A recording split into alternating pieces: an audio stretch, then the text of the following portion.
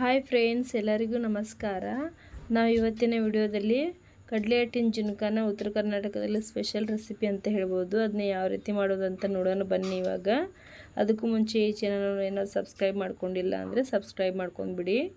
ಮೊದಲಿಗೆ ನಾವಿಲ್ಲಿ ಒಂದು 6ರಿಂದ 7 ಆಗೋಷ್ಟು ಹಸಿಮೆಣಸನ್ನು ತೊಗೊಂಡಿದ್ವಿ. ನೆಕ್ಸ್ಟು ಒಂದು 7ರಿಂದ 8 ಸ್ವಲ್ಪ ಕೊಬ್ಬರಿ ತುರಿ, 1-2 ಟೇಬಲ್ ಸ್ಪೂನ್ ಆಗೋಷ್ಟು ಶೇಂಗಾ, ಸ್ವಲ್ಪ ಜೀರಿಗೆ, ಸ್ವಲ್ಪ ಅಜ್ವಾಯಿನು, ಸ್ವಲ್ಪ ಚೆನ್ನಾಗಿ ವಾಶ್ ಮಾಡಿ ತೊಗೊಂಡಿರುವಂಥ ಫ್ರೆಶ್ ಆಗಿರುವಂಥ ಕೊತ್ತಂಬರಿ ಸೊಪ್ಪು. ಇವಾಗ ಮಿಕ್ಸಿಗೆ ಹಾಗೆ ಗ್ರೈಂಡ್ ಮಾಡ್ಕೋಬೇಕು, ನೀರನ್ನು ಹಾಕಲಿಕ್ಕಿಲ್ಲ.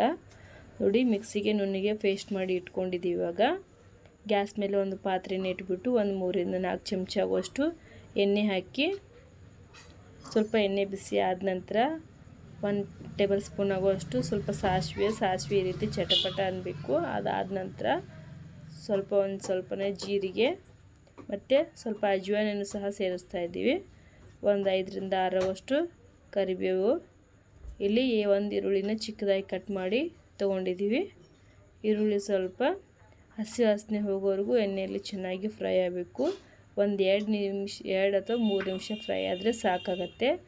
ಇವಾಗ ರುಬ್ಬಿರ್ತಕ್ಕಂಥ ಮಸಾಲೆಯನ್ನು ಹಾಕ್ತಾಯಿದ್ದೀವಿ. ಅದನ್ನು ಸಹ ಮಸಾಲೆಯನ್ನು ಸ್ವಲ್ಪ ಎಣ್ಣೆಯಲ್ಲಿ ಚೆನ್ನಾಗಿ ಹುರ್ಕೋಬೇಕಾಗತ್ತೆ. ಈ ರೀತಿ ಫ್ರೈ ಮಾಡ್ಕೋಬೇಕು. ತುಂಬಾ ಕಟಕ್ ರೊಟ್ಟಿ ಜೊತೆಗೆಲ್ಲ ತುಂಬಾ ಟೇಸ್ಟಿಯಾಗಿರುವಂಥ ಜುನ್ಕ ರೆಸಿಪಿ ಅಂತ ಹೇಳ್ಬೋದು. ಇವನ್ನ ನೀವು ಚಪಾತಿ ಜೊತೆಗೆ, ರೊಟ್ಟಿ ಜೊತೆಗೆ ತುಂಬಾ ಟೇಸ್ಟಿಯಾಗಿರುವಂಥ ರೆಸಿಪಿ. ರೈಸ್ ಜೊತೆಗೂ ಕೂಡ ಯೂಸ್ ಮಾಡ್ಕೋಬೋದು. ಇದನ್ನು ಕೆಲವೊಬ್ಬರೆಲ್ಲ ಡಿಫ್ರೆಂಟಾಗಿ ಮಾಡ್ತಾ ಇರ್ತಾರೆ, ಬಟ್ ಈ ರೀತಿ ಕೂಡ ಒಮ್ಮೆಲೆ ಟ್ರೈ ಮಾಡಿ. ತುಂಬ ಟೇಸ್ಟಿಯಾಗಿರುತ್ತೆ ಮತ್ತು ತುಂಬಾ ಬೇಗನೆ ಕೇವಲ 20 ನಿಮಿಷದಲ್ಲಿ ಕೂಡ ಮಾಡ್ಕೋಬೋದು.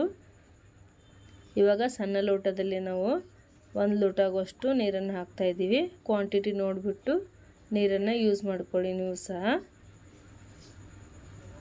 ರುಚಿಗೆ ತಕ್ಕಷ್ಟು ಉಪ್ಪನ್ನು ರುಚಿಗೆ ತಕ್ಕಷ್ಟು ನೋಡ್ಕೊಂಡ್ಬಿಟ್ಟು ಹಾಕ್ಕೊಳ್ಳಿ. ನಾವಿಲ್ಲಿ ಒಂದು 5 ಜನಕ್ಕೆ ಆಗುವಷ್ಟು ಜುನ್ಕಾನ ಮಾಡಿ ತೋರಿಸ್ತಾ ಇದ್ದೀವಿ. ನೋಡಿ, ಆ ಹಿಟ್ಟಿಗೆ ಒಂದು 3 ಅಥವಾ 4 ಟೇಬಲ್ ಸ್ಪೂನ್ ಆಗುವಷ್ಟು ಕಡಲೆ ಹಿಟ್ಟು ಹಾಕಿದರೆ ಸಾಕಾಗತ್ತೆ. ಇವಾಗ ಗಂಟಿಲ್ದಾಗೇ ಈ ರೀತಿ ತಿರ್ಸ್ತಾ ಹೋಗಬೇಕು. ನೀರು ಕುದಿಯೋವರೆಗೂ ವೇಟ್ ಮಾಡಲಿಕ್ಕಿಲ್ಲ. ನೀರು ಕುದ್ದಾದ್ಮೇಲೆ ಹಾಕಿದರೆ ತುಂಬ ಗಂಟಾಗಿಬಿಡುತ್ತೆ ಜುನ್ಕ. ನೀರು ಕುದಿಯೋಕ್ಕಿಂತ ಮುಂಚೆನೇ ನೀರು ಹಾಕಿದ ತಕ್ಷಣವೇ ಒಂದು 4 ಚಮಚದಷ್ಟು ಈ ರೀತಿ ಹಿಟ್ಟನ್ನು ಹಾಕಿ ಸ್ವಲ್ಪ ಈ ರೀತಿ ಒಂದು 3 ನಿಮಿಷದವರೆಗೆ ತಿರ್ಸ್ತಾ ಹೋದರೆ ಏನೂ ಸಹ ಗಂಟು ಉಳಿಯೋದಿಲ್ಲ.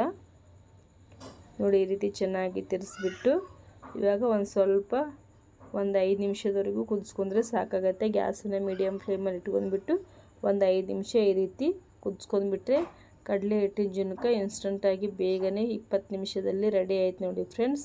Thank you friends, all of you.